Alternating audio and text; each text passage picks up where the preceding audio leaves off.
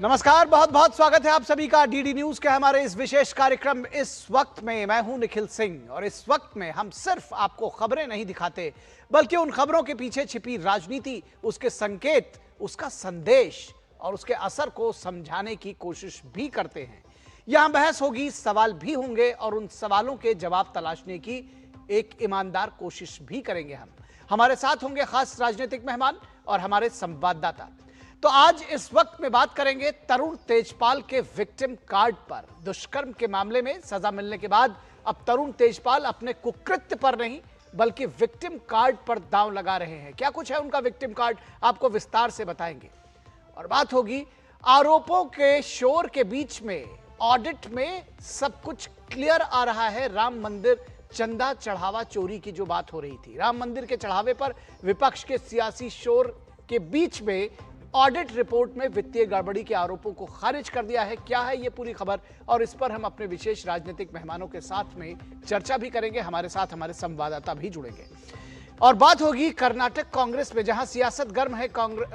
वहां पर कर्नाटक में कांग्रेस में कुर्सी का संग्राम छिड़ा हुआ है और कैबिनेट विस्तार से पहले कुर्सी की लड़ाई अब वायरल ऑडियो के साथ खुलकर सामने आ गई है। यानी कि अब सोशल मीडिया और सड़क पर ये लड़ाई सामने आ गई है। तो होंगे कई अहम सवाल और जवाब, लेकिन सबसे पहले इस वक्त की हेडलाइंस।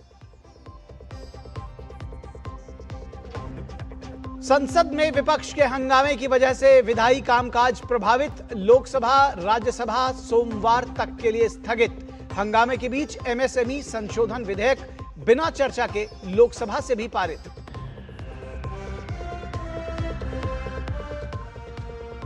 राष्ट्रीय हथकरघा दिवस के अवसर पर राष्ट्रपति ने प्रदान किए राष्ट्रीय हथकरघा पुरस्कार। कहा, हथकरघा से रोजगार और समावेशी विकास को बढ़ावा। प्रधानमंत्री ने हथकरघा को बताया आत्मनिर्भर भारत के सपने को पूरा करने का एक महत्वपूर्ण स्तंभ।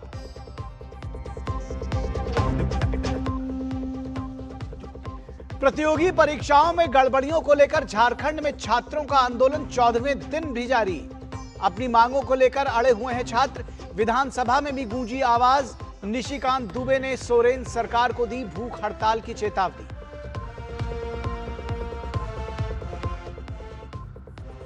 नाबालिग से दुष्कर्म के मामले में 10 साल की सजा पाने वाले तरुण तेजपाल ने की मामले को राजनीतिक रंग देने की कोशिश। खुद को बताया राजनीतिक प्रतिशोध का शिकार। अपनी तुलना उमर खालिद और शर्जील इमाम जैसे मामलों से की। लोगों ने कहा विक्टिम कार्ड ना खेलें तरुण तेजपाल, सत्य परेशान हो सकता है लेकिन पराजित नहीं।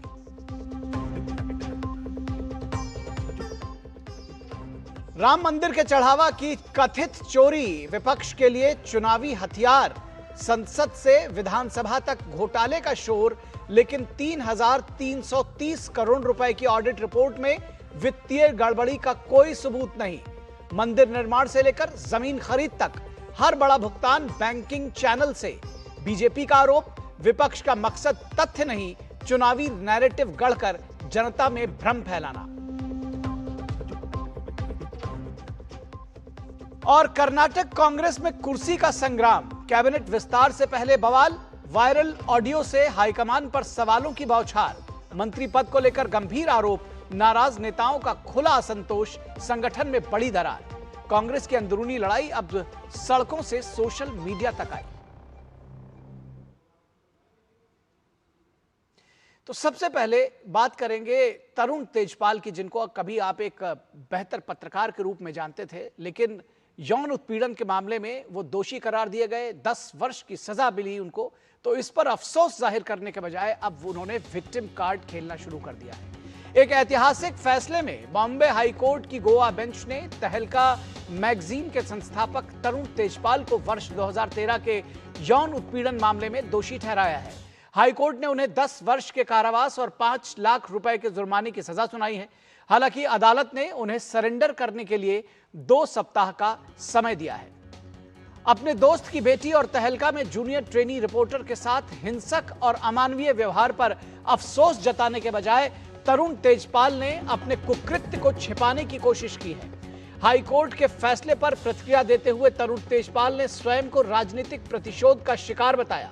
उन्होंने खुद को क्रांतिकारी पत्रकार बताते हुए उमर खालिद और शर्जील इमाम का हवाला दिया। और कहा कि वे भी उन्हीं की तरह जेल जाने वालों में शामिल हैं।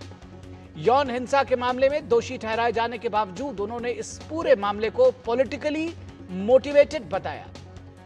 तेजपाल का कहना है कि मामले में सबूतों की ठीक से जांच नहीं की गई। उन्होंने कहा कि वे राजनीतिक बदले और तहलका में उनके काम की वजह से मेरे पीछे पड़े हैं लोग। संवैधानिक व्यवस्था में एक आम इंसान को भले ही देर से न्याय मिले, लेकिन न्याय मिलना अवश्य है। वहीं तरुण तेजपाल जैसे दंभी और अभिमानी लोगों का आरोप है कि वे धन और प्रभाव के बल पर न्याय को प्रभावित करने का प्रयास करते हैं। इसके बावजूद एक जूनियर रिपोर्टर के साहस और संविधान के प्रति उसकी आस्था ने उसे संघर्ष करने की प्रेरणा दी और अंततः तरुण तेजपाल को जेल की सलाखों के पीछे जाने की सजा सुनाई। कानून के मुताबिक जिसकी पहचान उजागर नहीं की जा सकती, उस पीड़िता ने आरोप लगाया था कि 7 और 8 नवंबर 2013 को थिंक फेस्ट कार्यक्रम के दौरान होटल की लिफ्ट में तरुण तेजपाल ने उसके साथ 2 बार यौन उत्पीड़न किया। इस मामले में तरुण तेजपाल को 30 नवंबर 2013 को गिरफ्तार किया गया था।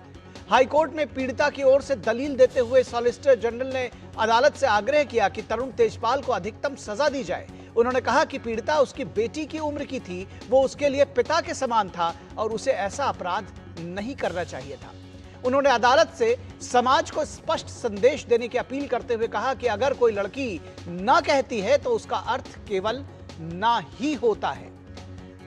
यहां यह बात गौरतलब है कि उससे पहले गोवा की फास्ट ट्रैक अदालत ने पीड़िता की गवाही को उत्कृष्ट गुणवत्ता का नहीं मानते हुए तरुण तेजपाल को बरी कर दिया था। अपने बचाव में तेजपाल ने पीड़िता के व्हाट्सएप चैट का व्यापक रूप से उपयोग किया था। अदालत ने उन्हें इन चैट्स को साक्ष्य के रूप में पेश करने की अनुमति भी दी थी। इसे संभवतः भारतीय न्यायिक इतिहास का ऐसा पहला मामला माना गया जिसमें बलात्कार के आरोपी को पीड़िता के निजी संदेशों के आधार पर उसकी विश्वसनीयता पर ही सवाल उठाने और अपना बचाव में उनका उपयोग करने की अनुमति मिली थी। लेकिन अंततः सत्यमेव जयते की भावना एक बार फिर स्थापित हुई। सत्य ने तरुण तेजपाल के तमाम प्रयासों और पीड़िता के चरित्र पर सवाल उठाने की कोशिशों को निष्फल कर दिया। सत्य परेशान हो सकता है, लेकिन पराजित नहीं, यह एक बार फिर साबित हो गया।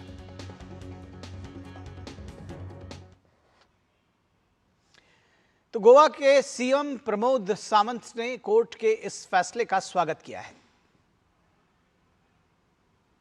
पहले कोर्ट में उसको राहत मिली थी, लेकिन हमने कंटिन्यूसली फॉलोअप करते हुए केस हाईकोर्ट ने फॉलोअप किया और आज उसका सही निकाल आज मिला। इसीलिए जो गोवा पुलिस कह रही थी जिस केस के लिए उसको तब अरेस्ट हो चुकी थी वो सही था, यही आज से सिद्ध होता है। वही गोवा पुलिस के अधिकारी सुनीता सामंत ने तरुण तेजपाल को सजा दिए जाने की सराहना की। This is a sentence wherein the girl has stood up for her rights, for what has happened wrong with her. So in that light, if you go to say, this judgment is very, very important of the women who are working in all the sector, private, government, any sectors. और गोवा के महाधिवक्ता देवी दाव पंगम ने बताया कि पीड़िता को मुआवजा भी दिया जाएगा। Sentence on 2 or 3 sections which has been imposed, but they have to run consecutively. There is a fine that is imposed of 5 lakhs. Now this 5 lakhs fine has to be paid as compensation to the victim. We are very glad that victim is getting some compensation. In fact, we are considering whether we should challenge this portion of the order where there is a sentence that according to us is lesser than the deserved sentence. We have not decided anything. We are waiting for the actual judgment and then we will take a call about it.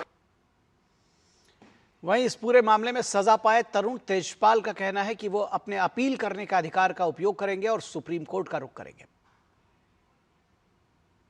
हम लोग अभी इसको appeal करेंगे supreme court में, ठीक है ना। हम लोग बिल्कुल नाखुश हैं इस जजमेंट से। हमें लगता है कि बेंच ने हमारा जो मटीरियल था, एविडेंस था, उसको अप्रिशिएट नहीं किया है। तो कहते हैं कि न्याय की चक्की धीमा चलती है, धीमा पीसती है, लेकिन महीन पीसती है। 13 वर्ष पहले ये एक कांड हुआ था, एक ऐसा अपराध हुआ था जिसमें शायद बहुत सारे लोग शर्मसार उसमें होने चाहिए, लेकिन एक नैरेटिव भी चलाने की कोशिश की गई तरुण तेजपाल के फेवर में। बावजूद इसके जो सच है वो अदालत ने एक बार साफ कर दिया।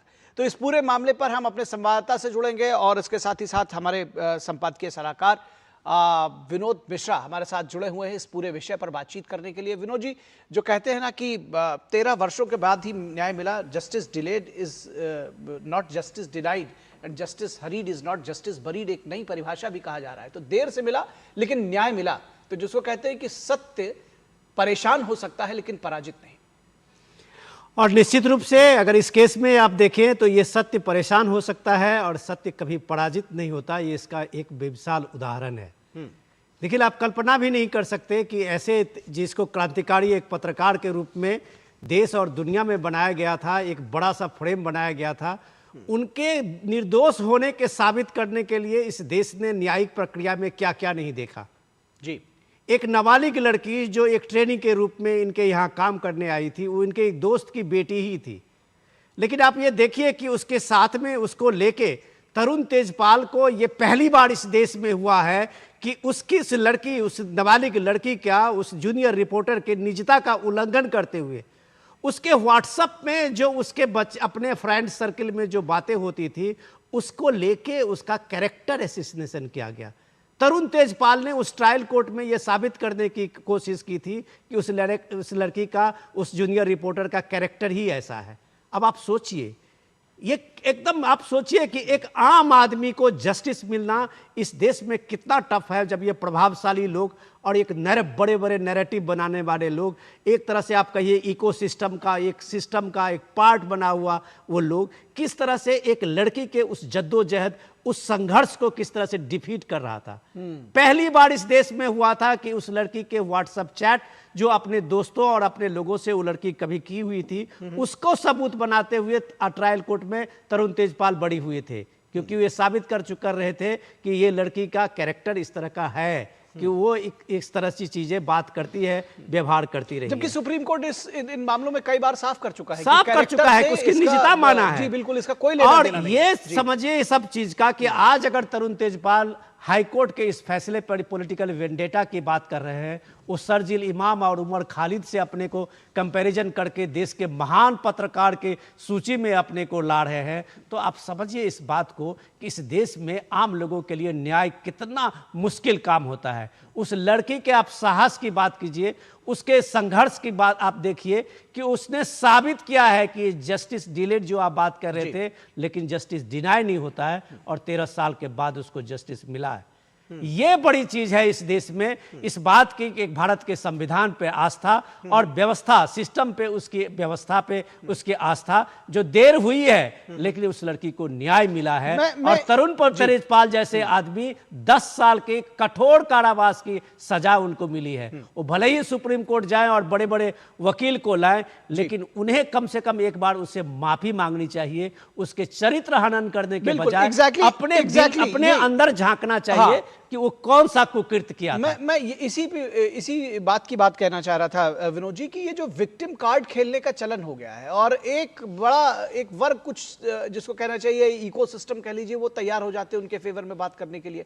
उस बच्ची के फेवर में लोग कम बात कर रहे हैं, लोग की नहीं, मैं इन जनरल लोगों की बात नहीं कर रहा, लेकिन कुछ एक ऐसे लोग हैं कि जो तरुण तेजपाल के फेवर में भी बात करने की कोशिश कर रहे हैं, और खासतौर पर तरुण तेजपाल भी राजनीतिक दांव जिसको कहते हैं विक्टिम कार्ड, ये इसको कैसे देख रहे हैं आप? निखिल, अगर हम देखें इस दिल्ली का जो इकोसिस्टम है, उस सिस्टम में आज भी कई लोग तरुण तेजपाल को एक आदर्श मानते हैं, लेकिन हमारे जैसे हमारे उम्र के लोगों को ये पता है कि उनके घर में भी बेटी है, उनके घर में भी बच्चे हैं जो ऐसे ही पब्लिक में आप मीडिया में काम करने के लिए जाती है। क्या उनको उसके बारे में एक बार भी सोचते हैं कि उसके साथ में किस तरह की, इस तरह की जो व्यवहार किया एक संपादक, एक संस्थापक और एक बड़ा नामचीन होने का, और उसके साथ जिस तरह से कुत्सित और एक घृणित व्यवहार तरुण तेजपाल ने किया, लगातार उसने करने की कोशिश की, उसको जस्टिफाई करते पॉलिटिकल वेंडेटा कह देते हैं। उसको जस्टिफाई करते हुए वो कह देते हैं कि एक राजनीतिक बदला है, क्योंकि वो तहलका में बीजेपी और बीजेपी के नेताओं को इस तरह से एक्सपोज किया था। ये कितना घटियापन सोच है कि आप किसी के बारे में एक बार पत्रकारिता में कोई इस तरह की पहल करते हैं तो तो क्या आपको इस देश में, इस व्यवस्था में अमरत्व का प्राप्त हो जाता है कि आप उसके बाद आपको सब चीज से एमनेस्टी मिल जाती है कि आप कुछ भी करेंगे? एक मासूम, एक नाबालिग लड़की के साथ आपके स्टाफ में वो रही है, जूनियर रिपोर्टर, वो आपसे काम सीखने आई है, उसके बदले में आपने उसके साथ इस तरह के घृणित व्यवहार और घृणित आचरण का दिया है। जो अभी आपने तुषार मेहता सॉलिसिटर जनरल का ये सुना कोर्ट में जो अपील कर रहे थे, उन्होंने कहा है बेटी की उम्र की है भाई, एक बेटी की उम्र की है, और आप उसको लिफ्ट में उस तरह से, जब आप दो लोग हैं और आप उसके ना कहने के बदले में आपकी जिद है और आपकी अहंकार है कि आप उसको हाँ करवा रहे हैं, कम से कम इसकी और कठोर सजा होनी चाहिए। जो solicitor general Tushar Mehta court में दलील देख रहे थे, ये एक मानवता को और एक कहते हैं एक संबंधों को, एक रिश्ते को शर्मसार करने वाली घटना है। तरुण तेजपाल के लिए तो मैं कहता हूं ये छोटी सी सजा है। जी निश्चित तौर पर तरुण तेजपाल के लिए छोटी सी, एक बहुत छोटी सी बात मैं इसमें चाहूंगा कि आप इस पर थोड़ा सा, ये जो इकोसिस्टम लग जाता है, ये किस तरह से आप इसको डिफाइन करेंगे? क्योंकि कम से कम थोड़ी तो ईमानदारी बरतनी चाहिए जब एक छोटी बच्ची का मामला हो। और जो लोग हमेशा इस बात की बात कहते हैं कि देश में जेनजी की बात होनी चाहिए, देश में युवाओं की बात होनी चाहिए, महिलाओं की बात होनी चाहिए, वो लोग किस मुंह से इसका समर्थन करते हैं? निखिल, मैं आज भी देख रहा था, मैं उनका नाम नहीं लूंगा, लेकिन वो बड़े बड़े जर्नलिस्ट हैं सोशल मीडिया पे, जिस तरह से तरुण तेजपाल की पैरवी करते हैं सिर्फ इस बात से कि तरुण तेजपाल का तहलका ने एक बड़ा तहलका मचाया था एक दौर में, तो क्या कम से कम अपने गिरेबान में झांकते हैं कि उनके घर में भी बच्चे हैं? क्या वो अपने गिरेबान में झांकते हैं किस बात के एक आम ऑर्डिनरी लड़की जो आम परिवार से रखती है, उनका ताल्लुक है, वो शहर में आती है और काम मांगने जाती है, तो क्या उसके बदले में किसी संपादक का इस तरह का आचरण को कोई बड़ा संपादक किस तरह से उसको एक अपने उसमें एक पॉलिटिकल नैरेटिव में उसको कम करने की और उसको माफ करने की बात करता है? कैसे आज उसके उम्र को 62 साल बता के तेजपाल कम से कम सजा की मांग करता है कोर्ट में? मैं कह रहा हूं कि इसे एक सबक होनी चाहिए। जो सॉलिसिटर जनरल कह रहे थे कि एक सबक मिलनी चाहिए, सार्वजनिक जगह पे काम करने वाले बच्चे जब आते हैं तो उनको इस बात से भी और एक बल मिलेगा कि भाई ये जस्टिस सिस्टम जो है भारत का, उसमें किसी भी बड़े से बड़े लोगों के खिलाफ अगर उसमें साहस हो, लड़ने का जज्बा हो, संघर्ष करने की क्षमता हो, तो उसे जस्टिस मिलती है। भले ही देर से ही तरुण तेजपाल को आज जेल में जाते देख के कम से कम ऐसे बच्चों को जरूर साहस बढ़ा होगा। जेनजी में तो खास करके एक उम्मीद बंधी होगी। जी निश्चित तौर पर जेनजी में उम्मीद बंधी होगी। बहुत शुक्रिया इस तमाम बातचीत के लिए विनोद मिश्रा जी आपका। और यहां रुकेंगे एक छोटे से ब्रेक के लिए। ब्रेक के बाद जब वापस लौटेंगे तो चर्चा होगी कि राम मंदिर में चढ़ावा चोरी को लेकर आरोपों का सियासी शोर तो है, लेकिन ऑडिट में सब कुछ क्लियर नजर आ रहा है। तो आखिर ये खेल क्या है और ये एजेंडा क्या है, बात करेंगे ब्रेक के बाद।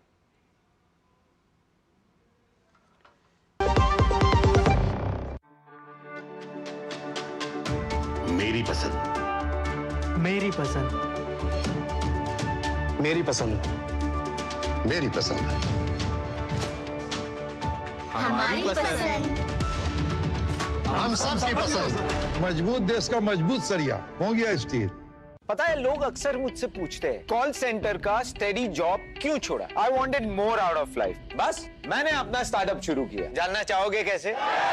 Then start up your own business as an LIC agent. यहाँ सब कुछ है। Great products, zero investment, leading organization and unlimited opportunities. तो क्या आप तैयार हैं? LIC एजेंट बनो, अब बड़ा सोचो। हमारी वेबसाइट पर जाएं या अपनी नजदीकी LIC शाखा से संपर्क करें। जरा सोच के देखिए, आपके पास कुछ ऐसा है जो आपकी दुनिया बदल सकता है। जानते हैं क्या? आपका अपना सोना। सोना क्या नहीं कर सकता? सोना आपको अपने सपनों का घर दिला सकता है, आपके बच्चों का भविष्य बना सकता है। सोना आपकी हर इच्छा पूरी कर सकता है। तो भारत की सबसे बड़ी gold loan NBFC Muthoot finance से गोल्ड लोन लीजिए और फिर देखिए सोना क्या नहीं कर सकता। मुथूट फाइनेंस, जहां विश्वास ही परंपरा है। कॉल कीजिए 1-800-313-1212।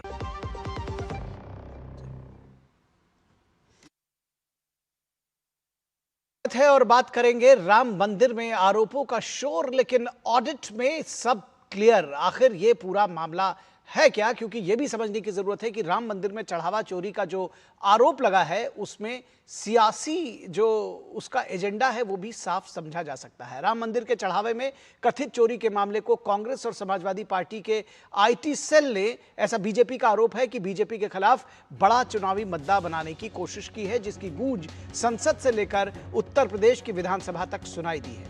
इस बीच सरकारी सूत्रों के मुताबिक स्वतंत्र ऑडिट रिपोर्ट ने स्पष्ट किया है कि करीब 3,300 करोड़ रुपए से के दान में किसी भी प्रकार की वित्तीय अनियमितता या घोटाले का कोई प्रमाण नहीं मिला है। स्वतंत्र तृतीय पक्ष यानी कि थर्ड पार्टी इंडिपेंडेंट जो जांच हुई है, जो ऑडिटर हैं V Shankar Iyer and company के ऑडिट के मुताबिक मंदिर निर्माण पर लगभग 1800 करोड़ रुपए और भूमि अधिग्रहण पर करीब 400 करोड़ रुपए का खर्च पूरी तरह से निर्धारित वित्तीय प्रक्रियाओं के तहत हुआ है। यानी कि जो भी ट्रांजैक्शन हुआ है वो बैंक्स के थ्रू हुआ है। रिपोर्ट के मुताबिक मंदिर निर्माण, भूमि खरीद और अन्य बड़े भुगतान बैंकिंग माध्यमों से किए गए तथा भूमि अधिग्रहण में किसी भी स्तर पर नगद लेन देन नहीं किया गया। सरकारी सूत्रों का कहना है कि चोरी का मामला किसी वित्तीय घोटाले से नहीं बल्कि नकदी की मैनुअल छटाई के दौरान हुई चोरी से जुड़ा था, जिसमें गिरफ्तार किए गए 6 कर्मचारी मंदिर ट्रस्ट का हिस्सा नहीं थे। यह भी समझने की जरूरत है। बीजेपी का आरोप है कि कांग्रेस और समाजवादी पार्टी चुनावी लाभ के लिए इस घटना को राम मंदिर घोटाले के रूप में पेश कर जनता के बीच में भ्रम फैलाने की कोशिश कर रहे हैं। बीजेपी का यह भी कहना है कि अब तक की जांच में किसी भी बीजेपी नेता या कार्यकर्ता की संलिप्तता सामने नहीं आई है और राम मंदिर का प्रशासनिक या वित्तीय प्रबंधन स्वतंत्र ट्रस्ट द्वारा संचालित किया जा रहा था, पहले भी और अब भी वही किया जा रहा है। बीजेपी का दावा है कि विपक्ष विकास और सुशासन के मुद्दों पर जवाब देने में असफल है, असमर्थ है, उसके पास जवाब नहीं है, इसलिए चुनाव से पहले भावनात्मक और भ्रामक नैरेटिव गढ़कर राजनीतिक लाभ लेने की एक कोशिश कर रहा है।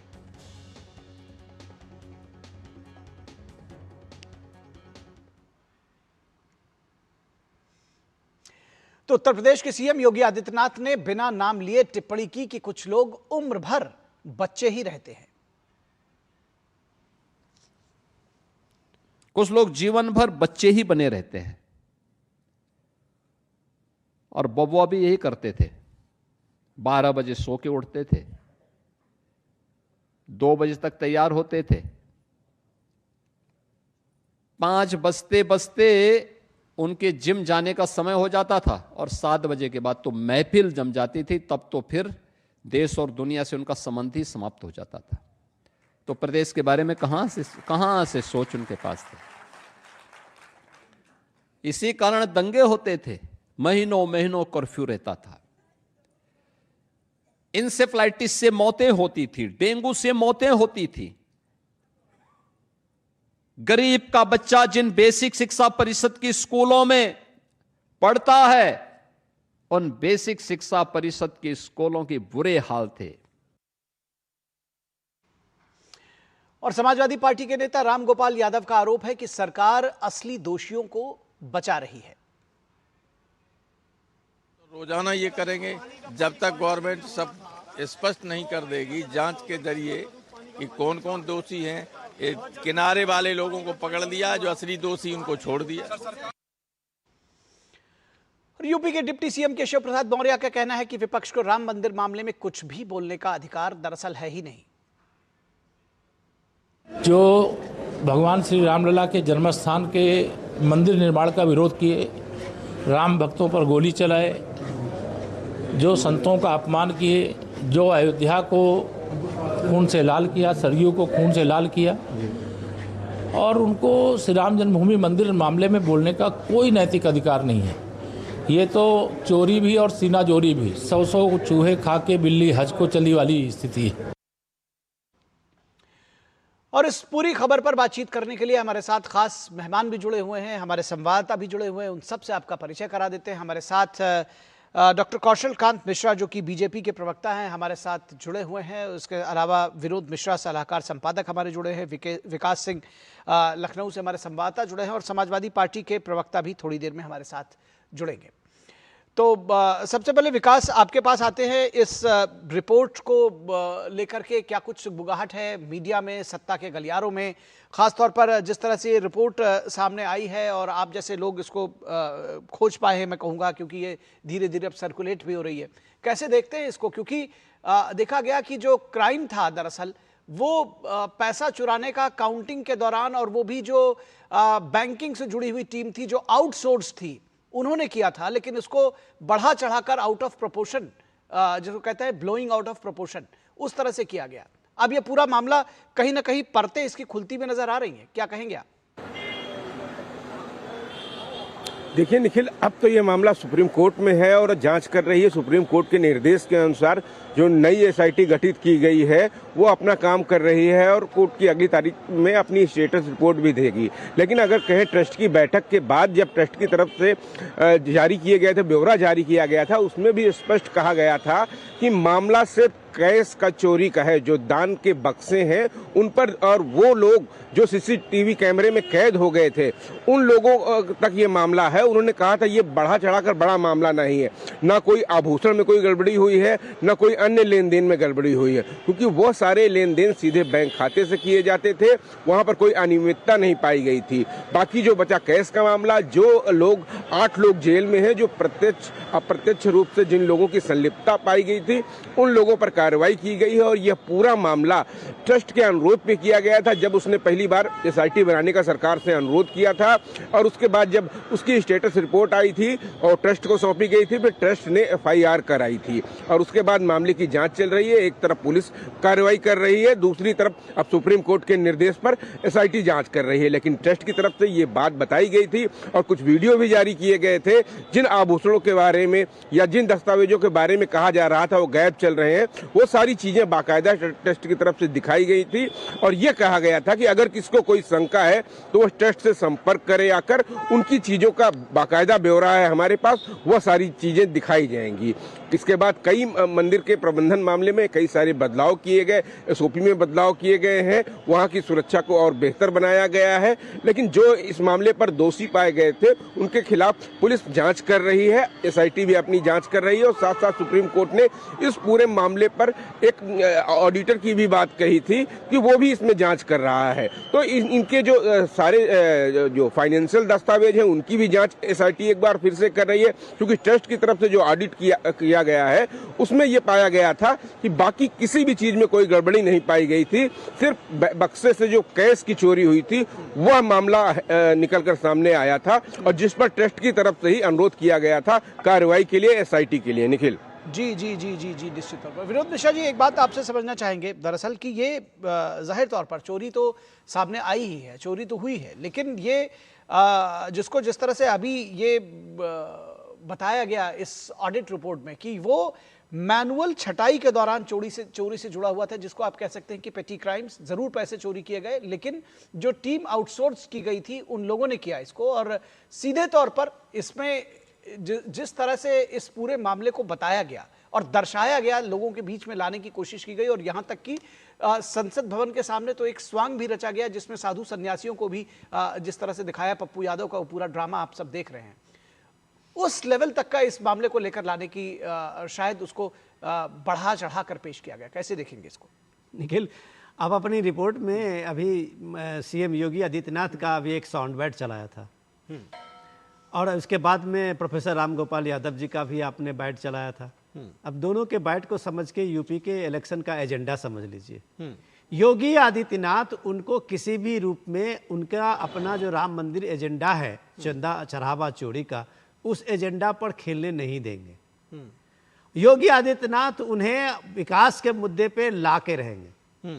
आज योगी आदित्यनाथ, आज हस्तकरघा दिवस है, और आज हस्तकरघा दिवस पे बोलते हुए योगी आदित्यनाथ कहते हैं कि भूल गए 2017 से पहले कैसे जो आप कह सकते हैं कि सॉरी, यूपी में सबसे ज्यादा हस्तकरघा उद्योग काम कर रहा है। कई जिले जो हैं वो देश के प्रमुख हस्तकरघा उद्योग में नाम में उनका दर्ज है, जो 1 डिस्ट्रिक्ट 1 प्रोडक्ट का नाम से योगी आदित्यनाथ चलाते हैं। तो आप समझिए एक बार कि आज से 2017 से पहले वो एक डिवड़ी में कैसे वो काम कर रहे थे, कैसे किरोसिन के तेल में उन लालटेन जला के वो हस्तकरघा का काम वो बेचारे गरीब मजदूर और गरीब लोग किस तरह से आग फोड़ के कर रहे थे। वो इसका वर्णन करते हुए कह रहे थे कि देखो ये यूपी पिछले 9 साल में 10 साल में कैसा बदला है कि आज उनके घर में एलईडी लाइट जल रही है, 24/7 लाइट है और उस लाइट में वो काम कर रहे हैं। उनके लिए बड़ी मार्केटिंग की व्यवस्था सरकार ने की है, 1 डिस्ट्रिक्ट 1 प्रोडक्ट का नाम से उनके लिए अभियान चला है और उनकी चीज़ें नेशनल इंटरनेशनल मार्केट में पहुंची है। तो ये विकास का एजेंडा जब वो कह रहे थे कि बबुआ की बात कह रहे थे कि आपका अपना सीएम जब थे आप यूपी में 5 साल, वो टेन्योर आप देख लीजिए और यूपी का ये टेन्योर योगी आदित्यनाथ का देख लीजिए, तो आपको विकास के मुद्दे पे योगी आदित्यनाथ ललकार रहे हैं। और आप जब रामलला विराजमान के उस चढ़ावे चोरी को इतनी बड़ी बात कर रहे हैं और राम मंदिर की भव्यता को इतनी तरीके से और हल्के फुहड़पन के अंदाज में सपा के जो सांसद हैं और खास करके पप्पू यादव जो कांग्रेस समर्थित सांसद हैं, किस फुहड़पन से आप साधु और सन्यासियों का आप अपमान कर रहे हैं, तो कम से कम अपने दौर का आप वहाँ कम से कम सफाई का महोत्सव को याद कर लीजिए। किसने ऑडिट मांगा आपको? 250 से 300 करोड़ रुपए खर्च होते थे निखिल, जब आपको याद हो तो हम लोग उस जमाने में देखते थे सपा के सफाई का महोत्सव। उस समय में कोई राम मंदिर महोत्सव नहीं होता था, काशी और मथुरा का कोई महोत्सव नहीं होता था, पूरे यूपी में सिर्फ सफाई महोत्सव की ही चर्चा होती थी। तो विकास के मुद्दे पे योगी आदित्यनाथ उनको चुनौती दे रहे हैं और विकास के मुद्दे पे 2027 का इलेक्शन लड़ेंगे। सपा चाहे इधर उधर का जो भी एजेंडा ले आए, मुझे नहीं लगता कि यूपी के लोग अब इस तरह के एजेंडे में फंसने वाले हैं। ठीक है, अशोक यादव समाजवादी पार्टी के प्रवक्ता हमारे साथ जुड़ गए हैं। स्वागत है अशोक जी। और सवाल भी सीधे आपके पास कि यही कहा जा रहा है कि भाई विकास के मुद्दे पर आप लोग टिके नहीं रह सकते, समाजवादी पार्टी इसलिए ये सब मुद्दों को लेकर के आई है। और आज जो ऑडिट रिपोर्ट आई है उसने ये भी क्लियर किया है कि ये दरअसल कोई भी जो बड़ा लेन देन है या वित्तीय जो लेन देन है वो सब बैंकिंग प्रोसेस के थ्रू हुआ है। मैनुअल छटाई के दौरान जो लोग इससे जुड़े हुए थे, दरअसल आउटसोर्स जो कर्मचारी थे, उन्होंने इसमें हेरफेर की थी और कुछ पैसे जरूर चुराए थे, लेकिन ये चोरी इतनी बड़ी नहीं थी जितना आप लोग इसको बढ़ा चढ़ा कर पेश करना चाहते हैं, क्योंकि दूसरे मुद्दे आपके पास है नहीं। अशोक जी। निखिल जी, हम लोगों को उम्मीद थी कि आज नहीं तो कल इस तरह की बात सामने आएगी कि इसमें चोरी, पहली बात की सरकार तो पहले से ही कह रही थी कि चोरी नहीं हुई, लेकिन जब पैसे बरामद हो गए, बहुत सारी चीजें जो सामने आ गई, लोग सामने आ गए, तब एक योगी जी कहें कि 15 दिन के अंदर दूध का दूध पानी का पानी कर दूंगा, ये मुख्यमंत्री जी का बयान था। और प्रधानमंत्री जी तो इस पर मतलब उनको एकदम मुंह ही नहीं खोले। प्रधानमंत्री जी ने इस मुद्दे पर एक शब्द नहीं बोला। हर मुद्दे पर ट्वीट उनका आता है, लेकिन इस मुद्दे पर कुछ नहीं बोले। इवन मुख्यमंत्री जी जब विधानसभा में सपा के लोग और विपक्ष के लोग जब हंगामा कर रहे थे इस मुद्दे पर, तो मुख्यमंत्री जी ने कहा कि ये मामला सब जुडिस है। मुख्यमंत्री जी ने कहा कि इस मामले जो ट्रस्ट है, इस ट्रस्ट से सरकार का कोई लेना देना नहीं है, जबकि मुख्यमंत्री जी को ये बात पता है कि केंद्र सरकार, राज्य सरकार के प्रतिनिधि भी इस ट्रस्ट में शामिल हैं। सुप्रीम कोर्ट का आदेश था, लेकिन ट्रस्ट का निर्माण, ट्रस्ट का जो संरचना है ये केंद्र सरकार के द्वारा की गई। ये सारे लोग, इसमें भाजपा, आरएसएस, बजरंग दल, विश्व हिंदू परिषद के ही लोग हैं, केंद्र राज्य सरकार के प्रतिनिधि हैं। तो ये सारी चीजें हैं, हम लोगों को पता थी कि आज नहीं तो कल इस तरह की बात आएगी कि ये तो कुछ हुआ ही नहीं था, फर्जी बातें हो रही थी।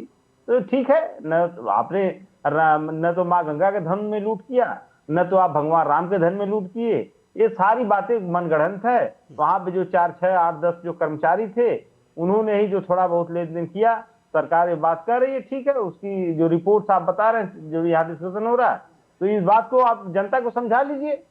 जनता को जो बात आप यहाँ पर मीडिया में प्रायोजित तरीके से सरकार चीजें प्रस्तुत करवा रही है, ये चीज जनता के बीच सरकार ले जाए और उसको समझा ले जनता को, तो ठीक है भाई, अगर आपकी बात जनता समझ जा रही है तो अच्छी बात है।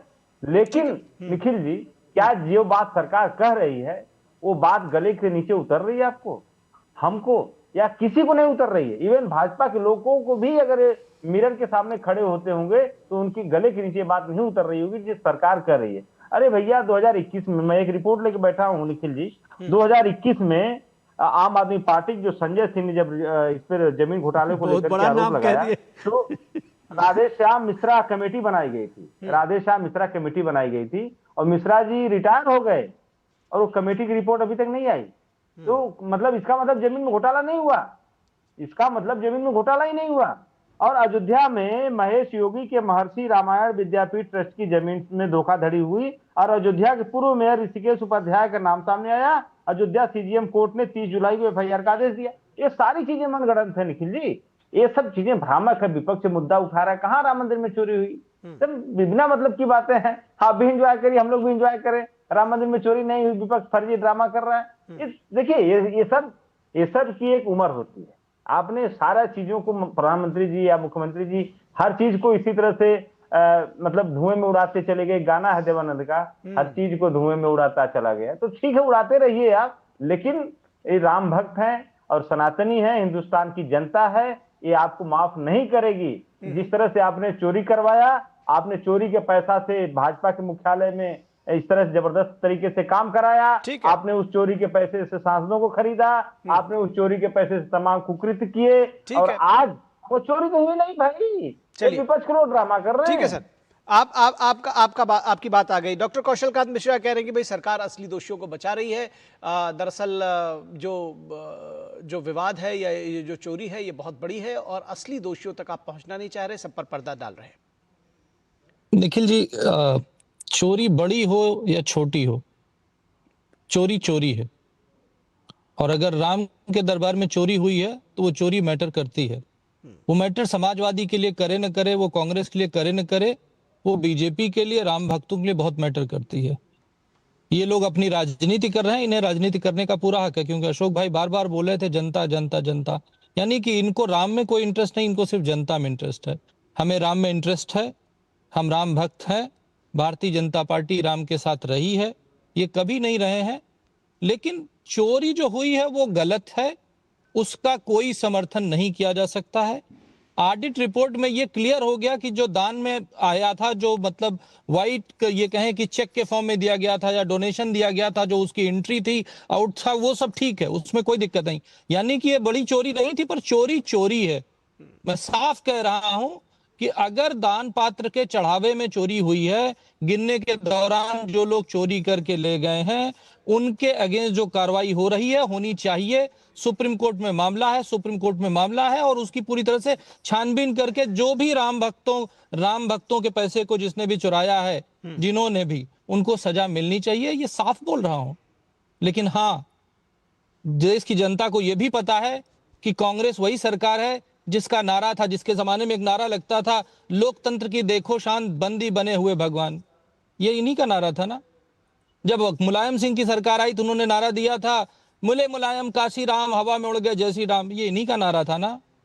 ये इन्हीं का नारा था ना कि अयोध्या न काशी, मत अयोध्या न काशी, अयोध्या में अभी इनके नेता का नाम लेकर के पासी, मथुरा न काशी, अयोध्या में अवधेश पासी, ये नारा दिया था। इससे पता चलता है, जनता को पता चलता है कि किस तरह से राजनीति कर रहे हैं।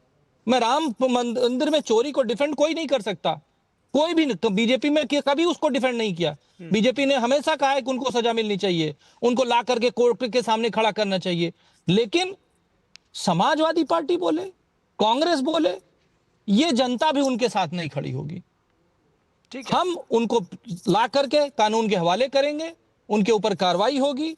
अगर उनका कोई भी अवैध निर्माण होगा तो योगी जी इंतजार में है, जैसे ही कुछ निर्माण की बात पता चलती है उनके घर पे बुलडोजर भी चलेगा, सजा प्रॉपर मिलेगी।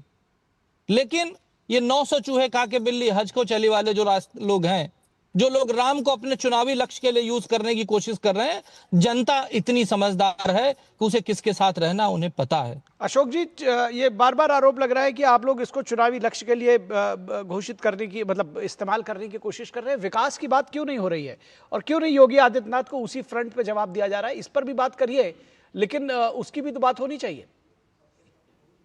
देखिए निखिल जी, विकास की बात अगर योगी सरकार कर रही तो उसका वेलकम हम लोग करते हैं, और विकास लेकिन हो किसका रहा है? आप बताइए। प्रधानमंत्री मतलब मोदी सरकार से ज्यादा एक राज्य का मुख्यमंत्री की सरकार, योगी जी की सरकार ने ज्यादा पैसा विज्ञापन में खर्च कर दिया। 7,000 करोड़ रुपए, ये जनता के गाढ़ी कमाई का टैक्स का पैसा योगी सरकार ने अपने प्रचार प्रसार में खर्च किया। क्या इसकी चर्चा किया जाए कि योगी सरकार इतना बड़ा पैसा विज्ञापन में खर्च कर दी, ये विकास, इसको विकास कहा जाएगा?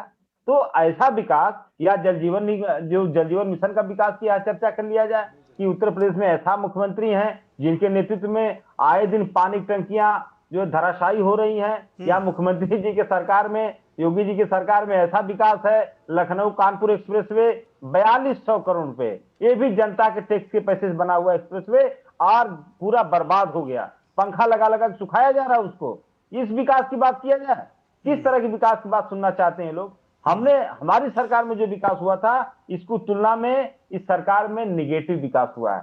हमने 1090 दिया, हमने 102 108 एम्बुलेंस दी, हमने डायल 100 सेवा दिया, सारी सेवाएं से आच्छादित किया उत्तर प्रदेश को। हमने लखनऊ आगरा एक्सप्रेसवे दिया, आज तक एक दरार नहीं पड़ी उस एक्सप्रेसवे में। इसको विकास का मॉडल कर सकते हैं। लेकिन एक ऐसी सरकार जो एक्सप्रेसवे बनाती है और उसके पीछे पीछे रिपेयरिंग शुरू हो जाता है, इसको ठीक है, जवाब ले लेते हैं, क्योंकि मैं चाहता हूं कि ये जो है इस पे बहुत जल्दी बात करें, हमारे पास समय बहुत कम रह गया है। विनोद मिश्रा जी, इससे पहले कि हम आपके पास आए, इसका जवाब ले ले पहले हम।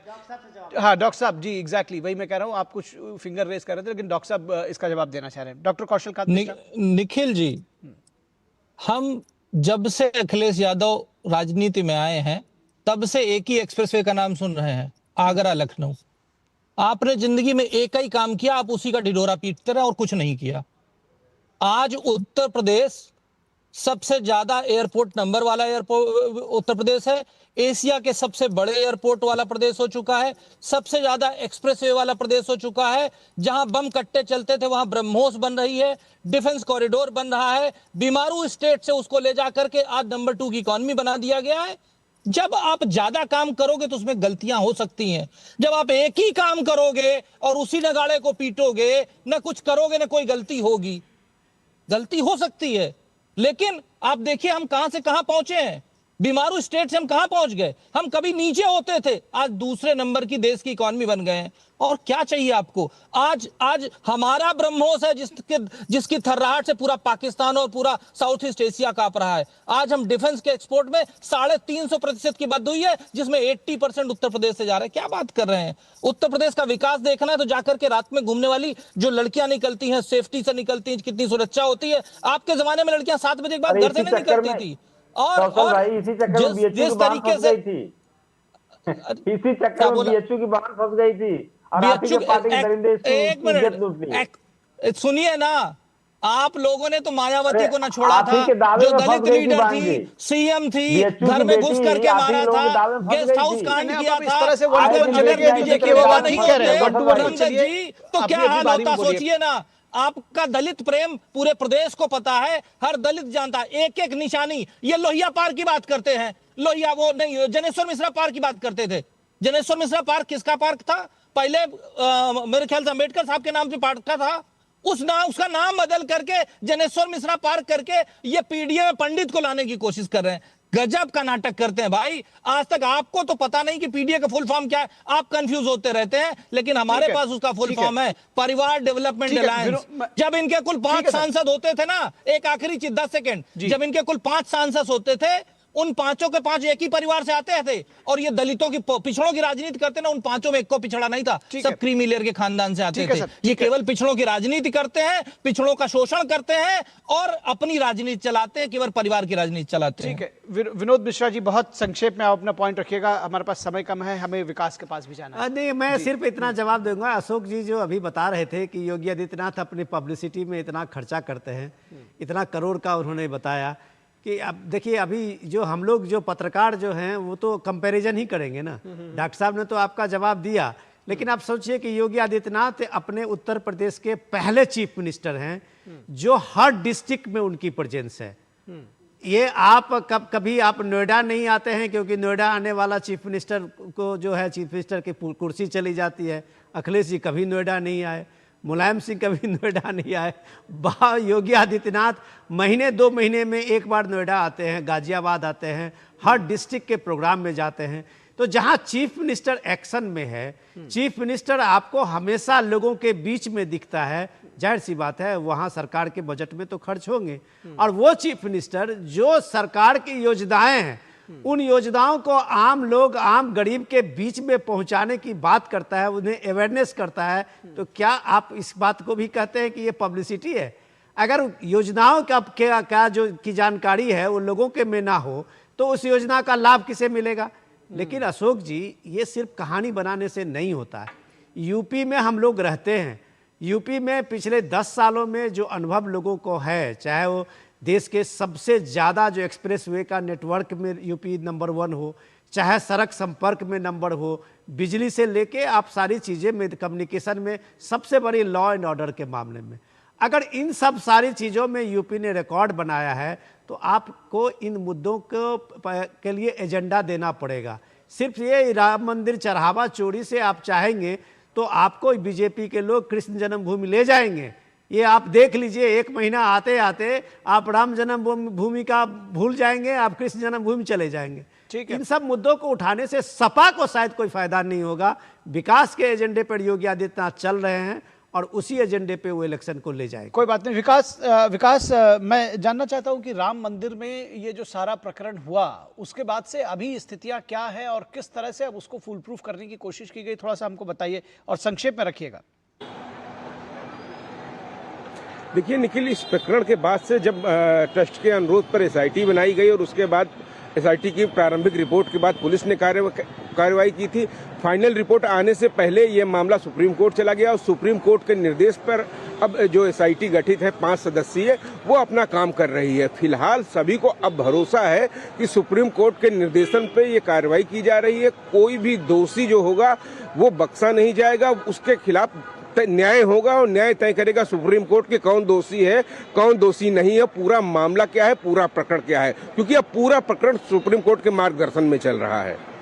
जी, निश्चित तौर पर तो ये देखने की बात होगी कि अगर इससे कुछ सीख ली गई है और उसको पारदर्शी बनाने की कोशिश की गई है तो ये सबसे अच्छी बात है। बाकी सियासत है वो अपने रंग से चलती रहेगी। आप सभी लोगों का, डॉक्टर कौशलकांत मिश्रा, अशोक यादव जी, विनोद मिश्रा जी, विकास सिंह, आप सभी का शुक्रिया हमारे साथ जुड़ने के लिए।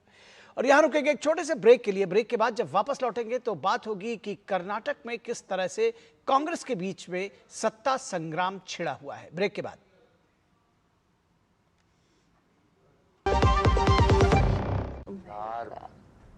कैसे ले पाएंगे घर? नहीं, आज गर्मी बहुत है ना? यस, बहुत ही ज्यादा। पापा, घर खरीदने की प्लानिंग इज नॉट इजी। विनी, लॉन्ग टर्म सेविंग्स का बेस्ट प्लान बताना। LIC protection plus plan. LIC और सेविंग्स? यस, इसमें इंश्योरेंस और फंड्स दोनों में इन्वेस्ट करके गोल्स के हिसाब से सम अश्योर्ड एडजस्ट कर सकते हो। LIC protection plus plan, future insured, growth assured. जब धरती चीर कर निकलता है लोहे का पत्थर और मिलता है मोंगिया के जोश से, फिर तपता है, पिघलता है और बनता है फौलाद।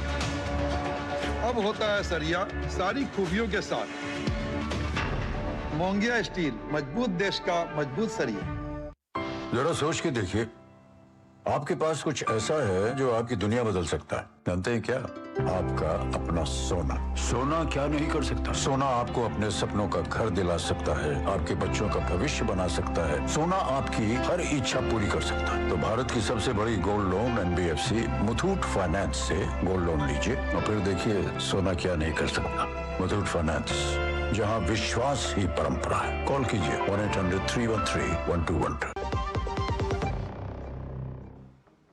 ब्रेक के बाद एक बार फिर आप सभी का स्वागत है। और कर्नाटक में कांग्रेस के बीच में सियासी घमासान छिड़ा हुआ है। खबर यह भी है कि कर्नाटक विधान परिषद के सभापति बसवराज होरट्टी ने अपने पद से इस्तीफा दे दिया और उन्होंने दावा किया कि कांग्रेस ने उनसे इस्तीफा देने को कहा था, नहीं तो उनके खिलाफ दरअसल अविश्वास प्रस्ताव लेकर आने वाले थे। तो अगले हफ्ते से कर्नाटक असेंबली का सत्र शुरू होने वाला है। कांग्रेस पार्टी की चिंता यह है कि अगर नाराज विधायक सदन में नहीं आए तो यह उनके लिए शर्मिंदगी का कारण बन सकता है। पिछले एक हफ्ते से कई कांग्रेसी विधायक नाराज चल रहे हैं, उन्हें मंत्रिमंडल में शामिल नहीं किए जाने से खफा हैं। इस बीच 2 कांग्रेस नेताओं का ऑडियो वायरल है और काफी चर्चा में है। वीडियो की पुष्टि हम नहीं कर सकते हैं, लेकिन कांग्रेस के नेता इस ऑडियो में हाईकमान की ईमानदारी को लेकर बातचीत कर रहे हैं। कैबिनेट विस्तार के मुद्दे पर कांग्रेस में जबरदस्त नाराजगी है। यह ऑडियो एक पूर्व मंत्री और जिला कांग्रेस अध्यक्ष का बताया जा रहा है। ऑडियो में कहा गया कि हाईकमान ईमानदार मंत्री नहीं चाहता, ऑडियो में यह भी कहा गया कि हाईकमान पैसे लेकर मंत्री पद देता है। फिलहाल यह ऑडियो बातचीत राजनीतिक गलियारों में बड़ा विवाद खड़ा कर चुकी है। इस ऑडियो में दोनों नेताओं ने कई मुद्दों पर चर्चा की है कि केसी वेणुगोपाल से मिलने पर कही गई बात नागेंद्र को मंत्री पद देना दुर्भाग्यपूर्ण है। यह केसी वेणुगोपाल ने कहा था, ऐसा ये बातचीत में रही है। और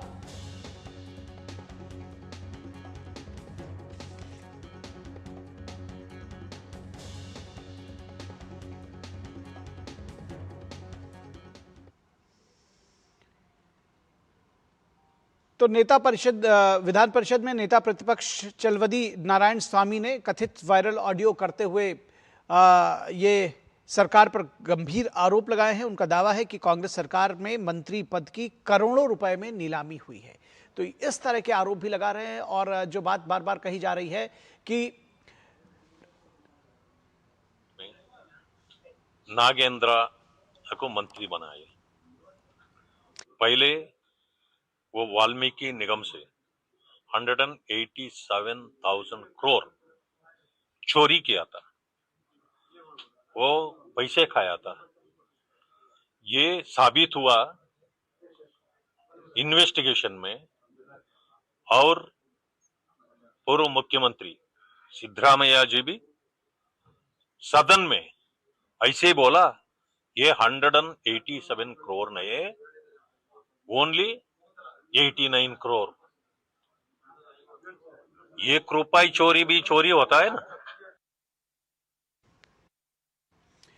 तो कर्नाटक में दरअसल आपने देखा कि किस तरह से ये जो सारा मामला है, क्योंकि इससे पहले भी ये जो वायरल वीडियो आया है उसमें दो नेता कांग्रेस के आपस में किस तरह से बात कर रहे हैं कि केसी वेणुगोपाल को का हवाला देते हुए कह रहे हैं कि भाई आला कमान को ईमानदार मंत्री नहीं चाहिए, आला कमान को ऐसा मंत्री चाहिए जो कमाई करके दे सके। तो जब यह आरोप लगता है कि जो कांग्रेस नीत राज्य हैं उनको कांग्रेस हाईकमान ने एटीएम बना रखा है, तो आखिर गलत कहाँ है? इस पूरे मुद्दे पर बातचीत करने के लिए हमारे साथ हमारी संवाददाता ज्योति जुड़ी हुई हैं। विनोद मिश्रा, माफ कीजिएगा, हमारे सलाहकार संपादक विनोद मिश्रा जुड़े हुए हैं। विनोद मिश्रा जी, किस तरह से आप इसको देखते हैं, क्योंकि भ्रष्टाचार का सीधा आरोप यह है और अब आप देख रहे हैं कि एक विधान परिषद सभापति का भी इस्तीफा हो गया। निखिल, सबसे बड़ी बात है कि आप कांग्रेस को देखिए, इधर पंजाब में कितने मोर्चे पे कांग्रेस पार्टी लड़ रही है। आला कमान को पता नहीं चल रहा है कि वो किसको बताएं और किसको कहे कि ये कांग्रेस के नेतृत्व करने के लिए इलेक्शन में जाएगी। वहाँ भी अभी देखिए 1 साल के बाद इलेक्शन कर्नाटक में है, डीके शिव कुमार को बनाना पड़ा है चीफ मिनिस्टर। और आप देखिए कि सिद्धारमैया किस तरह एक तरह से वो एक मोर्चा खोले हुए हैं। ये जाड़े जो विधायक के सपोर्टर आप देख रहे हैं वो अपने अपने ज़िले से लोग आ रहे हैं और अपने विधायक को मंत्रिमंडल में शामिल न होने पे आप कई जिलों में इस तरह के प्रदर्शन हो रहे हैं। तो ये डीके शिव कुमार के लिए एक सरदर्दी जो आप बता रहे हैं, एक बड़ी सरदर्दी है। अभी असेंबली का मानसून सेशन शुरू होने वाला है अगले हफ्ते से, और आप सोचिए कि उसमें कांग्रेस के जो असंतुष्ट गुट बन रहे हैं उसमें से वो लोग अगर विधानसभा में न आए तो वो उनके लिए कितनी बड़ी किरकिरी होगी, राजनीतिक रूप से कितना बड़ा एम्बैरेसमेंट होगा कि आप उन मंत्रियों में से जो मंत्रियों को, विधायकों को जो आप मंत्री नहीं बनाए और वो मान के बैठे थे कि डीके शिव कुमार का मंत्रिमंडल का गठन होगा तो उसमें उनको जगह मिलेगी। जी, डीके शिव कुमार ने कुछ नया फार्मूला बनाया और ऐसे लोगों को मंत्री बनाया जो आला कमान का, उसमें D K Shivakumar chief minister बनने के बाद 15-20 दिन के बाद वो नए मंत्रिमंडल का गठन के बारे में बात कर पाया था। तो आप समझ सकते हैं कि डीके शिव कुमार इस मामले में अपने को बेदाग कह रहा है कि ये सारे जितने भी मंत्री बने हैं वो दिल्ली से आया है। अब दिल्ली जवाब दे कि वो मंत्री जिसको आपने बनाया है, जिसके ईमानदारी पे इतने वीडियो वायरल हो रहे हैं, तो ये जवाब डीके शिव कुमार नहीं देगा, ये जवाब अब आला कमान देंगे, केसी वेणुगोपाल देंगे। जो ये लोग कह रहे हैं कि भाई ये यहाँ पे ईमानदार लोगों की कोई जगह नहीं है, तो ये चीजें आप आने वाले इलेक्शन में कर्नाटक में कांग्रेस के लिए कितना, तो ये जो राहुल गांधी कहते हैं आस्क मी एनीथिंग, वो क्या अपने विधायकों का भी जवाब देंगे इफ दे आस्क एनीथिंग?